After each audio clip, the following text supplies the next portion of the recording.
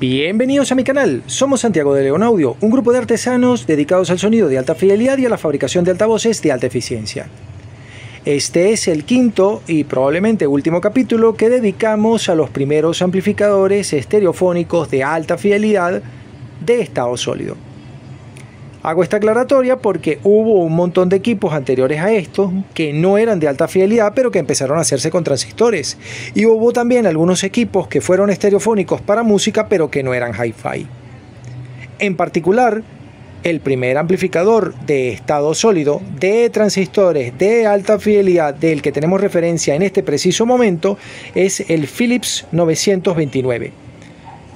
Y muy cercano a él tenemos esta pieza, el JBL SA600 de 1966.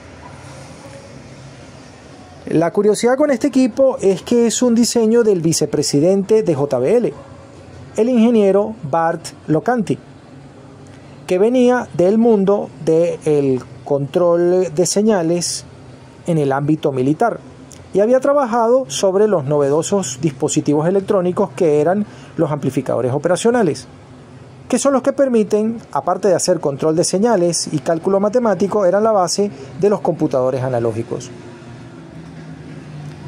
El diseño de Locanti, en cuanto a la precisión de señal, incorpora o se nutre del trabajo de la manipulación de señales de alta frecuencia que había hecho el también ingeniero Matti Otala, aunque creo que él era físico. En cualquier caso, con la información disponible y la técnica disponible, se pusieron manos a las obras para diseñar esta máquina tan sumamente interesante y peculiar. Peculiar por detalles como que esta moldura de aluminio, esta pieza que está aquí atrás, que es una moldura de aluminio extrusionado, opera como chasis para la construcción de todo el equipo y en particular para la construcción de la etapa de potencia JBL SE400 SE408 de 1964, y es reimplementada y reutilizada como el chasis para la etapa de potencia de este amplificador integrado SA600 y el posterior SA660. Este no solamente es el primer amplificador integrado de JBL con transistores, ya antes habían hecho algunas unidades con válvulas, sino que es un buen hijo de su tiempo. En el video que yo le dediqué a la unidad Phase Linear PL400 de 1972, les había contado que si bien ya existían transistores para un montón de usos en aquella época, sobre todo telecomunicaciones y militar, no estaba disponible un transistor especial que permitiera fabricar amplificadores de audio. Para hacer etapas de audio se necesita un tipo particular de transistor. Debe soportar el voltaje de la fuente de alimentación, debe poder permitir el paso de la corriente que va a la carga sin dañarse, pero debe tener adicionalmente un comportamiento razonablemente lineal. Y hasta 1971 no hubo transistores de alta potencia que permitieran fabricar powers importantes y musculosos como el PL400 de 200 vatios por canal. Pero antes el problema era otro.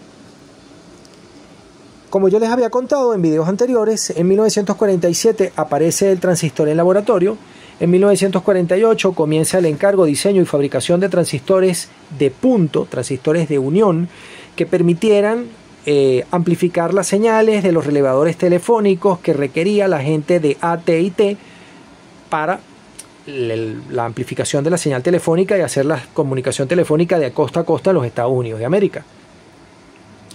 Luego, un montón de fabricantes perfeccionan la tecnología, aparece el transistor de unión bipolar NPN y PNP, RCA logra en 1955 hacer transistores de alta frecuencia y recién en los años 60 empiezan a aparecer algunos transistores que son lo suficientemente lineales y que tienen unas características lo suficientemente razonables como para poder hacer equipo electrónico de audio con ellos. Bajo ruido, linealidad en ganancia, un montón de cosas.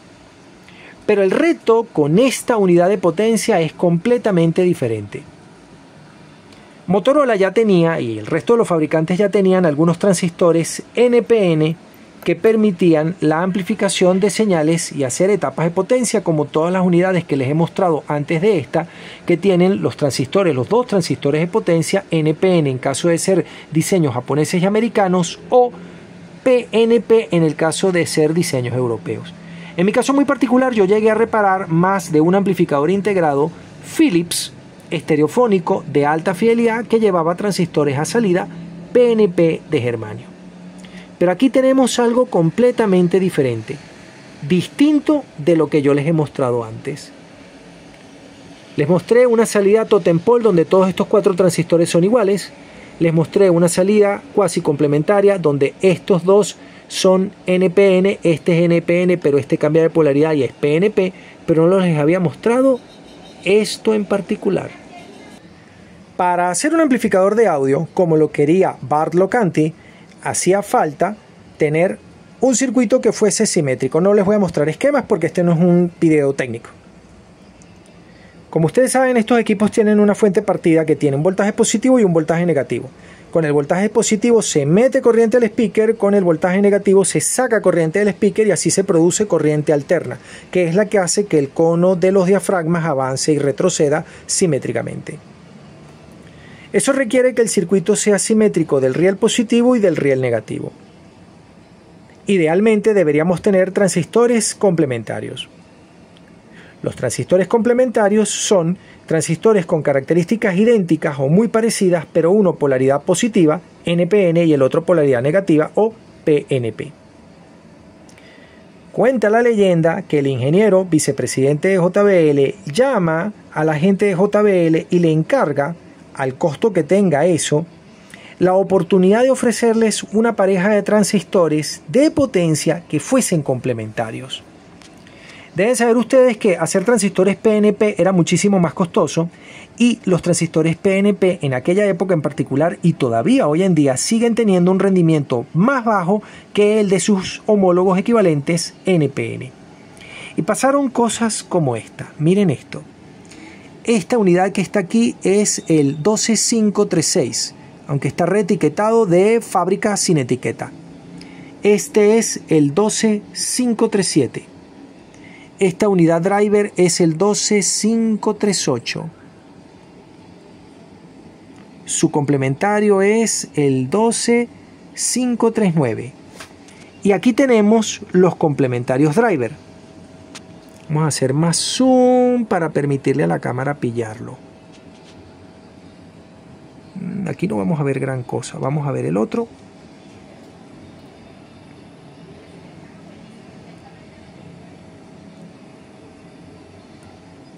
$12,546 me parece.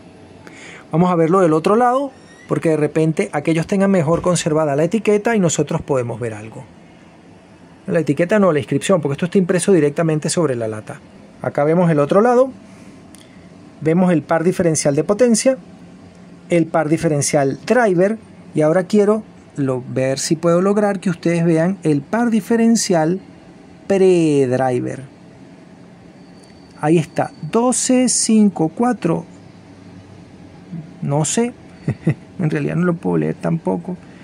Ok, aquí está 12546. Entonces este tiene que ser un 12545. Obviamente estos transistores no tienen código de parte de venta de Motorola, tienen código de parte de catálogo de pieza original. Si yo quisiera ir donde Motorola y no soy el servicio autorizado ni JBL y quisiera comprar estas piezas, incluso en aquella época, no me las hubieran vendido porque este no existía, o me hubieran vendido para estos unos equivalentes, tal vez el mismo, pero con el código de Motorola tradicional que es de 4 cifras o de 5 cifras, que son MJ y MJE. Pero recuerden que en el video anterior les mostré un amplificador integrado Marantz Model 1120 que lleva también transistores originales Motorola con su sello Motorola, en ese caso en rojo, y tampoco tienen ni este código de parte ni un código de parte equivalente, sino que tienen una numeración distinta. Así que estas son piezas que, por lo menos en ese momento, nunca se le vendieron al público. Hay una cantidad de foros como Audio Karma y Hi-Fi Fix y otros. Hay un artículo en particular, o dos artículos publicados acerca de la restauración de este equipo, donde sugieren utilizar los transistores de la época, que serían el Motorola 2N3055H y el 2N 2955, pero como 2N 2955 no lo van a conseguir nunca, lo van a conseguir como MJE 2955 y este sí con el código americano normal 2N 3055. Una cosa rara. Pueden darse cuenta del filtro de la fuente de alimentación positiva y negativa para la etapa ganadora de señal. Este equipo es realmente una simetría complementaria pura y es el, hasta donde yo sé, primer amplificador de audio que tiene una verdadera simetría complementaria pura. No tiene un totem pole, no tiene una simetría cuasi complementaria, no, tiene una verdadera simetría complementaria. Adicionalmente a esto tiene fuente partida y adicionalmente a esto, a pesar de ser un equipo más viejo que el Sansui 777, que el Pioneer SA900, que el Marantz 1120 y que todo lo que yo les he mostrado antes, ya tiene un par diferencial para comparar la señal, que son estos transistores que están acá. Y aquí hay otro secreto. Vamos a acercarnos a ellos y vamos a hacer un poquito de zoom para que ustedes los puedan apreciar. Esos son unos 546 o 546. A estos no creo que les veamos el número. Estos dos transistores que están acá son unos PNP, transistores básicamente iguales en cápsula, creo que esto se llama SOT54. Y estos en una cápsula un poco más grande son NPN idénticos a uno de estos dos. No sé a cuál, pero idénticos a uno de estos dos. También proveídos originalmente por Motorola. Y aquí es donde viene la ciencia de esta máquina. Los amplificadores de esta época en particular y todos los que se diseñaron entre 1968 y 1972 casi siempre restaban la señal con un solo transistor. Y muy poquitos de ellos restaban la señal con un par diferencial, cosa que permite bajar el piso de la distorsión armónica al 0.1%. Pero este equipo tiene dos pares diferenciales en cascada. Y eso lo convierte en uno de los diseños más interesantes de su tiempo. Otra cosa rara es que no tiene ajuste para la corriente de reposo, pero aquí tiene el sensor térmico empotrado dentro del disipador de calor y aquí tiene el trim pot que permite ajustar el offset 0 para que el voltaje de salida sea 0 voltios o lo más cercano a 0 voltios. Normalmente 0 más menos 5 milivoltios. Pero esto es curiosísimo. Vamos a ver si con zoom yo puedo mostrarles la pieza. Son 12546 los dos. Estos pues no tengo ni idea de qué código de parte tendrían, pero hoy en día serían unos qué sé yo, unos 2N5551, que sería como lo que más se parece. Interesante y curioso. Lo otro es que estas enormes resistencias son de 1/4 de vatio, todas al 5%. Al 5% les he mostrado equipos más nuevos que este, como el Sansui 777 o el Pioneer SA900, que llevan resistores al 10%. Curioso que usaron piezas más avanzadas, piezas propias de un computador analógico. Para comparar este equipo, he decidido mostrarles esta otra unidad que está acá. Vamos a dar la vuelta para que ustedes la puedan apreciar.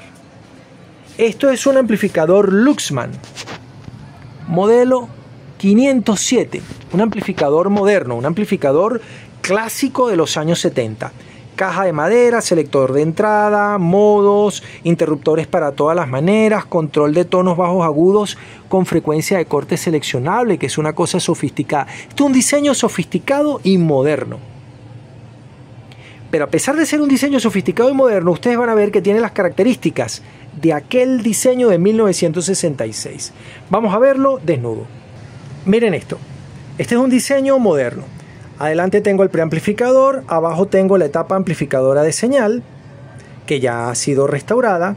Tengo un transformador acorazado y blindado. Tengo dos capacitores de filtro, dense cuenta que comparten con una barra el punto central de 0 voltios. Aquí tengo el voltaje negativo, el voltaje positivo, porque es una fuente simétrica, igual que mi unidad JBL.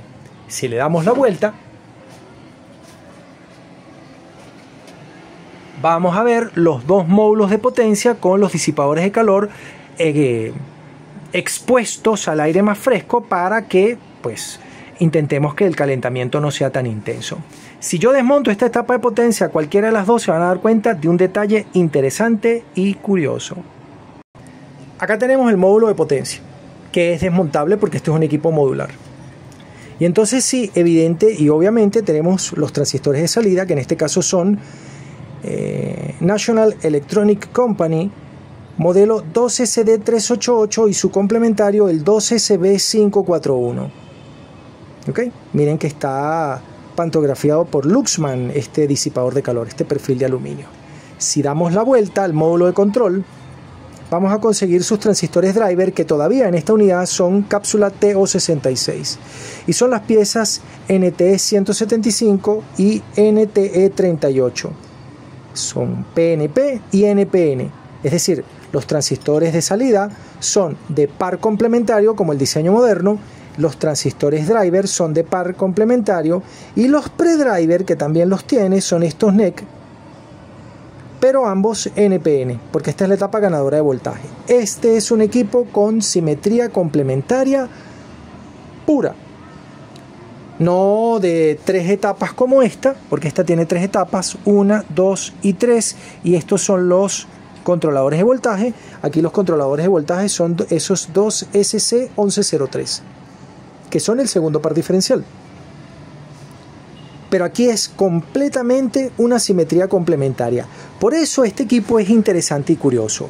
A partir de él, al resto de los fabricantes les costó 4 años. Este es un equipo del año 66 y los últimos simetría cuasi complementaria salieron en 1972, como el Marantz 1120 que les mostré. Así que no tardaron 4, tardaron 6 años el resto de los fabricantes en asumir esta tecnología, por una cuestión de costos, pero por supuesto el sonido de esto es superior y por eso es el diseño que ha elegido Luxman, o uno muy parecido, para las unidades de potencia de sus amplificadores de gama media alta, como este 507 que les estoy mostrando. Curiosísimo. Obviamente el resto de los equipos sí evolucionaron por separado y hay gente que decidió, hay ingenieros que decidieron soluciones diferentes, pero en cuanto a la etapa de potencia, un transformador acorazado y blindado, fuente de alimentación partida con 2 voltajes, acople directo sin capacitor intermedio entre la etapa de potencia y los speakers, un diseño con transistores de salida complementarios, impulsados desde driver complementarios, se convertiría en la escuela de diseño de todos los equipos de Hi-Fi a partir de ese JBL SA600. También costó mucho que el resto de los fabricantes americanos y japoneses y de todas partes asumieran este nuevo concepto de preamplificador, que no les describiré en esta serie, sino que serán parte del contenido de la serie de la restauración de esta unidad SA600, porque allí hay alguna que otra curiosidad que me parece interesante. Recuerden que el análisis de todas estas etapas de potencia, su diseño, su cálculo, su funcionamiento, el contenido armónico, la opinión subjetiva sobre el sonido que son capaces de producir, aparecerán en 2 artículos en el primer volumen de mi libro Electrónica para alta fidelidad y 2 artículos más con circuitos más avanzados en el segundo volumen de mi libro Electrónica para alta fidelidad, que pueden ustedes encargar a través del correo electrónico santiagodeleonaudio@gmail.com. Desde Santiago de León de Caracas, saludos y suerte.